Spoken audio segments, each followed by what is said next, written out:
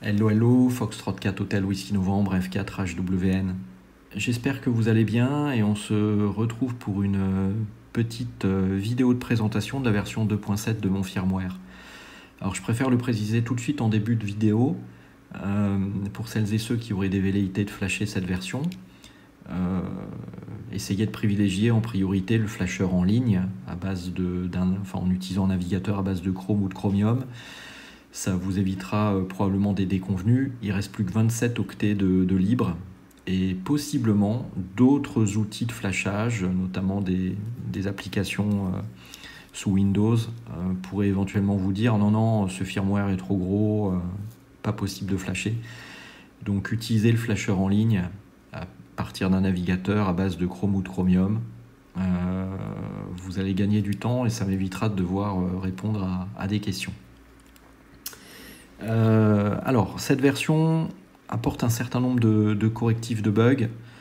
Je vais tous, de toute façon, vous les lister dans la description de la vidéo, mais je vais en passer quelques-uns en revue avec vous. Le premier bug qui m'a été remonté, c'était un bug concernant donc un bug d'affichage lorsque vous étiez en mode scan. Alors, vous savez que quand vous êtes en mode scan, mémoire ou VFO, vous avez des informations qui s'affichent dans la barre de statut. Donc on va le faire. Voilà, justement on est dans un cas de figure qui va être intéressant puisqu'il y a une station en cours d'émission là sur le réseau des répéteurs francophones, le RRF. Donc vous voyez, vous avez des informations en haut et là vous avez un timer qui s'affiche. Ce timer, c'est une des évolutions de la version 2.6.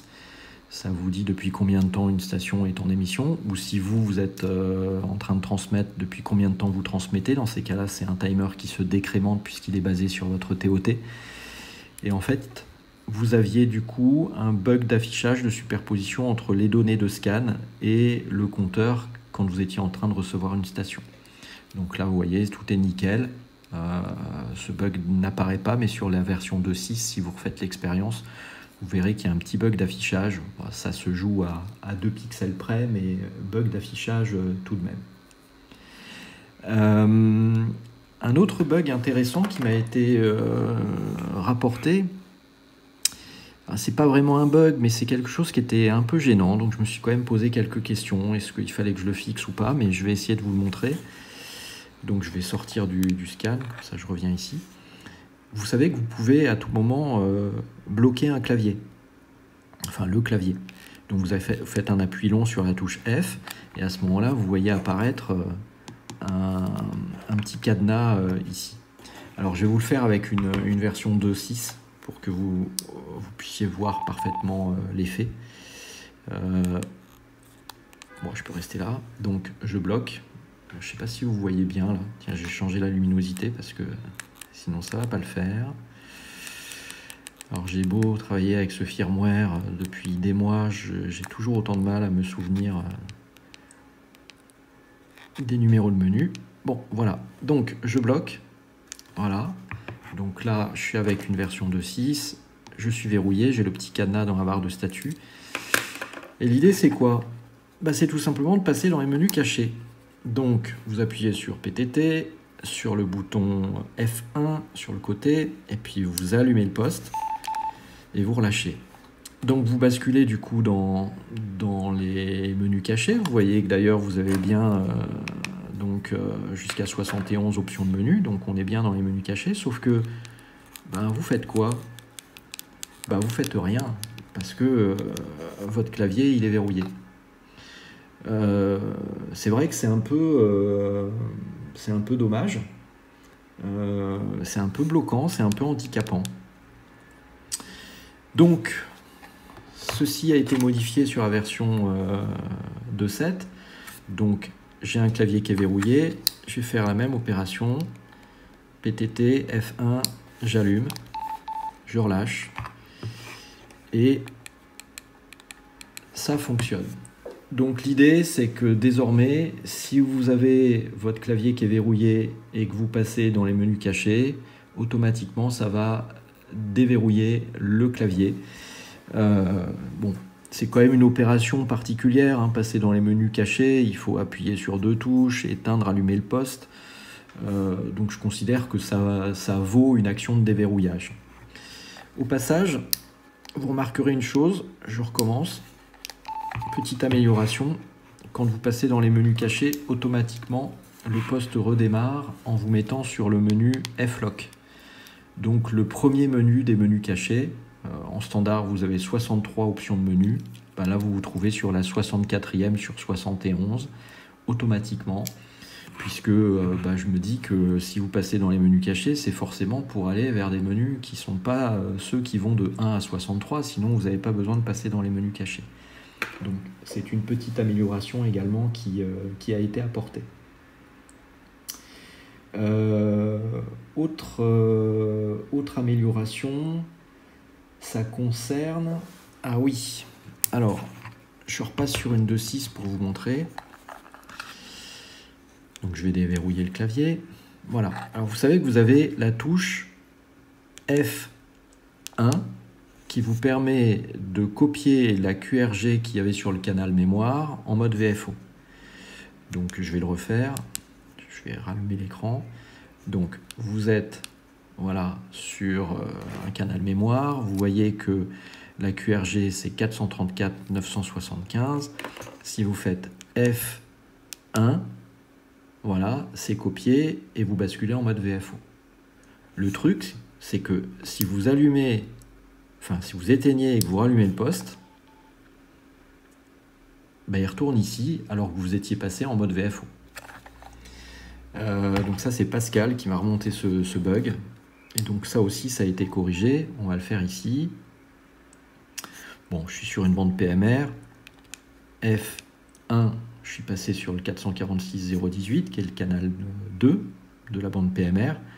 J'éteins, j'allume, je suis bien en mode VFO sur le canal 2. Donc voilà, petite amélioration également apportée. Un autre problème concernait la gestion. Alors ça, je suis complètement passé à côté. La gestion du rétroéclairage quand vous aviez une alerte TOT visuelle. Alors vous savez que, là je suis repassé du coup sur une 2.6 pour vous montrer. Hein. Vous avez donc dans le menu 7 TOT, différentes alertes, pas d'alerte du tout, ou du son, ou une alerte visuelle, ou tout. Moi généralement je suis sur le mode tout. Je vais regarder à quel... oui, ça c'est bon. Je vais regarder à combien j'ai mis mon TOT. Donc, je sais plus encore quel est le menu. Ouais, je l'ai mis à 30 secondes. Ok. Et on va faire la chose suivante. Je vais verrouiller l'allumage de l'écran. Donc j'ai un écran qui est rétroéclairé, j'ai même la petite ampoule dans la barre de statut. Et je vais pomper, alors je ne vais pas pomper ici, je vais pomper sur la bande PMR. Je suis en low, c'est bon. Et on va regarder ce qui se passe. Donc je suis en one push, donc comme ça je peux continuer de vous parler. Donc là, ce qui va se passer, c'est que comme j'ai un TOT à 30 secondes, dans 7 secondes, 5 secondes maintenant, on va voir du coup l'écran qui va alternativement s'allumer, s'éteindre, s'allumer, s'éteindre, et en plus d'avoir également un bip. Hein. Là, je ne sais pas si vous entendrez le bip, mais bon, peu importe. Donc on arrive au bout du TOT, voilà, normal, et l'écran reste noir. Alors que j'étais dans le mode où je disais non, l'écran c'est moi qui pilote, je veux qu'il reste tout le temps allumé. Alors il suffit d'appuyer sur n'importe quelle touche, il se rallume. Hein. Bon, mais c'est pas normal. Alors on va le refaire ici.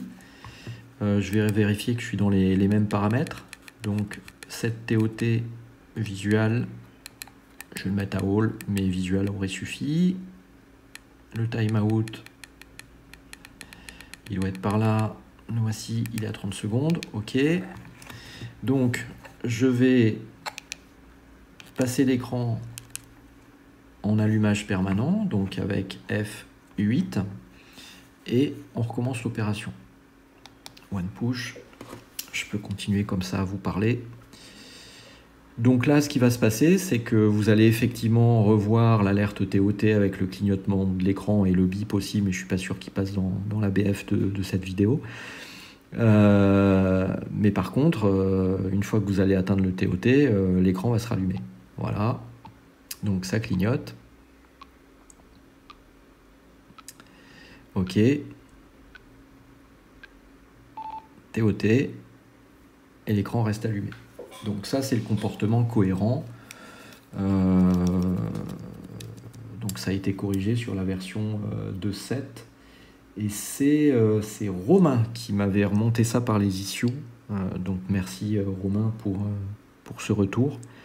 Donc il y a eu pas mal d'implications sur la gestion du rétroéclairage, hein, parce que j'ai dû fixer d'autres cas de figure un peu tordus, mais que je ne vais pas vous détailler ici. Qu'est-ce que je voulais dire en plus? Oui, alors, il y a aussi une chose que j'ai modifiée, c'est le petit label pour lister, liste 1, liste 2, parce que j'ai réoptimisé des choses en termes d'occupation mémoire, et notamment en faisant ces modifications, j'ai gagné un peu de place. C'est quelques octets par-ci par-là, mais bon voilà. Donc au lieu d'avoir un chiffre 1 ou 2 en chiffre romain comme avant, maintenant vous avez un petit chiffre 1 et un petit chiffre 2 en vidéo inverse. Alors, il y en a encore qui vont couiner, mais c'est pas grave. C'est comme ça. Et en plus, je trouve que c'est bien plus joli comme ça d'ailleurs au passage. Mais bon, les goûts et les couleurs. Voilà. Qu'est-ce que je voulais dire d'autre que je n'aurais pas montré? Alors, il y a également donc une grosse évolution qui a été apportée sur la gestion du one push. Alors là, je remercie une fois de plus Jean-Roger, Fox 6 Echo Golf Kilo, qui m'a une fois de plus envoyé une issue qui était presque plus une suggestion d'ailleurs qu'autre chose, sur une amélioration possible du one push. Et c'était très très bien documenté, très très bien expliqué. Donc voilà, et je vais vous montrer la petite amélioration qui a été faite. Alors je repasse sur une version K5 où je suis déjà en one push. Et je vais vous montrer un peu comment ça fonctionnait avant et comment ça fonctionne maintenant. Donc pour celles et ceux qui ne sont pas au courant, bon, sur un poste de radio en standard, pour l'utiliser, quand on passe en émission, on appuie sur le PTT, c'est-à-dire la grosse touche qu'il y a sur le côté. Et tant qu'on est en émission, on garde son doigt appuyé sur le PTT. Pour éviter d'attraper des crampes, le firmware que je développe dispose d'une fonctionnalité dite One Push qui permet de ne pas garder en permanence le doigt enfoncé sur le PTT. Comment est-ce que ça fonctionnait avant? Alors, c'est très simple. En fait, le passage en émission était déclenché par l'appui sur le PTT. Mais vous n'étiez pas obligé de relâcher, hein. Par exemple, voilà, là j'ai appuyé, vous voyez, vous avez la barre audio là, qui gigote un peu parce que je suis en train de parler au-dessus du poste. Je suis en one push, je peux relâcher, ça continue de fonctionner, il n'y a aucun souci. C'est vraiment le fait d'avoir appuyé qui fait que je suis passé en transmission. Jusqu'à là, pas de surprise. Maintenant, je le laisse aller jusqu'au bout du TOT, hein, pas de problème. Donc on va recommencer. Donc j'appuie, je relâche, voilà, je peux faire des appuis très courts, hein. Hop, voilà, ça y est, le simple fait d'avoir appuyé encore une fois sur le PTT déclenchait le passage en émission. Par contre, c'était exactement la même chose sur la fin de transmission. C'est-à-dire que c'est le simple fait d'appuyer, vous allez voir, j'appuie, hop, ça y est, je suis plus en transmission. Pourtant, j'ai pas relâché le PTT. C'est le fait d'avoir appuyé sur le PTT qui mettait fin à la transmission. Sur la version dorénavant implémentée sur la version 2.7, comment ça se passe? Passage en émission, pareil. J'appuie sur le PTT, je peux garder le doigt sur le PTT pendant quelques secondes si j'en ai envie. C'est le fait d'avoir appuyé sur le PTT qui a déclenché le début de la transmission. Par contre, pour la fin de la transmission, ça sera le fait de relâcher le PTT. Donc, vous voyez, j'appuie dessus, je peux continuer toujours à parler, je suis toujours en transmission, je relâche, et ça s'arrête. Donc, j'appuie autant que je veux, je relâche, je suis en transmission, j'appuie autant que je veux, je relâche, fin de transmission. Voilà. Je pense que c'est beaucoup mieux comme ça, de mon point de vue. Voilà. Et surtout, c'est conforme au fonctionnement de ce que m'expliquait Jean-Roger, c'est conforme au fonctionnement de l'implémentation qui est faite dans le firmware OpenGD. Alors cherchez pas, hein, OpenGD c'est pas un firmware pour le K5, hein, c'est pour le GD77 de Radio DT et d'autres postes également qui sont compatibles. Et cette fonctionnalité était implémentée sur ce poste. Et donc là on est complètement dans le comportement de la gestion du one push sur OpenGD 77. Voilà les amis. Donc je pense avoir fait à peu près le tour de ces évolutions, de ces différents correctifs de bugs. Je pense que ce firmware continue petit à petit de s'améliorer. Néanmoins, il ne reste plus que 27 octets de libre, donc voilà, là ça va devenir forcément un peu tendu comme à chaque fois, mais peut-être que je trouverai des moyens d'aller un peu plus loin. Vous aurez donc toutes les informations dans la description. Je vous mettrai les liens vers les différentes issues qui ont été corrigées. Petite parenthèse d'ailleurs à propos des issues, il faut bien comprendre quand vous me remontez un bug, déjà commencez par voir si c'est pas des bugs qui ont été corrigés déjà. Lisez éventuellement d'autres issues qui sont encore ouvertes et que j'ai pas fermées parce que parfois il y a des doublons. Gardez également en tête que l'essentiel c'est que moi je puisse reproduire le problème. Si jamais vous me dites ça marche pas, voilà, je suis dans telle configuration et le truc ça marche pas, si c'est pas suffisamment détaillé et descriptif et que moi j'arrive pas à reproduire le problème, je peux pas fixer un problème que je ne constate pas moi-même. Donc si c'est un peu compliqué, je vous encourage à faire une petite vidéo, ça me fera gagner du temps. Et parfois un dessin, en l'occurrence une vidéo, ça peut valoir beaucoup mieux qu'un long discours un peu obscur. Voilà, je sais qu'aussi j'ai souvent pas mal de questions concernant la prise en charge des batteries. Alors là en ce moment là j'en ai plein, j'en ai quasiment tous les jours. La prise en charge des batteries 3600 mAh, je crois que c'est ça que certains achètent. Donc je vais en profiter pour réexpliquer un peu le problème par rapport à ça. Le fait d'avoir ce type de batterie pour avoir bien sûr une autonomie meilleure, il ne suffit pas dans le firmware de rajouter en plus de 1600 et 2200 de rajouter 3600. Ça fonctionne pas comme ça. Les batteries qui sont supportées actuellement c'est 1600 et 2200 pour une raison simple, c'est qu'associé à ces valeurs, le firmware embarque également une table de correspondance entre tension et pourcentage. En fait, cette table est juste révélatrice du cycle de décharge de la batterie. Si vous me dites, moi j'ai une batterie 3600 mAh, est-ce que tu pourrais l'ajouter ? Oui, je peux, mais si jamais vous me fournissez également la table de correspondance entre tension et pourcentage. Donc à partir du moment où vous aurez étudié le cycle de charge et de décharge, conformément à ce qui a été fait sur la batterie 1600 et 2200, je pourrais envisager de faire quelque chose. Mais là, dans l'immédiat, je ne suis pas magicien. Donc je ne peux rien faire. Voilà. Bon, moi ensuite, j'ai pas d'usage d'une batterie à forte autonomie. J'ai plusieurs K5, j'ai toujours une batterie qui qui est chargé quelque part. J'en ai toujours un en charge d'ailleurs généralement. Donc j'ai pas ce genre de souci, même si je comprends éventuellement le problème et l'intérêt qu'ont certains à acheter une batterie de plus haute capacité.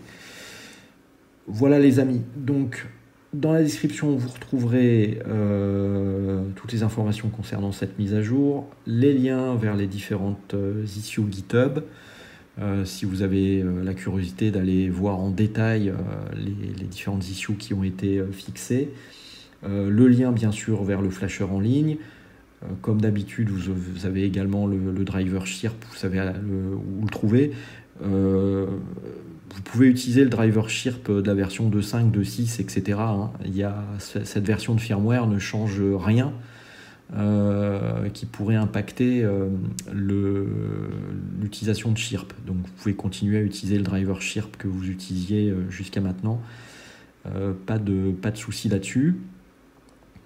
J'en profite pour vous remercier à nouveau pour vos très nombreux commentaires, toujours très, très sympathiques et très encourageants.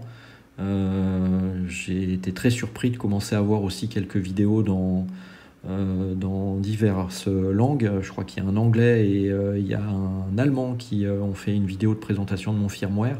Ça me surprend beaucoup. Mais en plus vidéo très, très claire et très, très détaillée, donc bravo à eux, ce que moi je ne sais pas faire. donc c'était plutôt très, très sympathique. Donc encore une fois merci à tous. Et sous la description de la vidéo, comme à l'habitude, vous trouverez les commentaires pour les questions, les remarques ou les insultes bien évidemment. Et d'ici là, écoutez, je vous souhaite une excellente fin de week-end, une très bonne semaine qui risque d'être assez courte pour certains. Il y a quand même 2 jours fériés. Peut-être que certains d'entre vous sont en vacances ou d'autres en roue libre. Et bien en tout cas, portez-vous bien et au plaisir de se retrouver pour de nouvelles aventures. 73 à tous, 4HWN en QRT. Ciao, bye bye.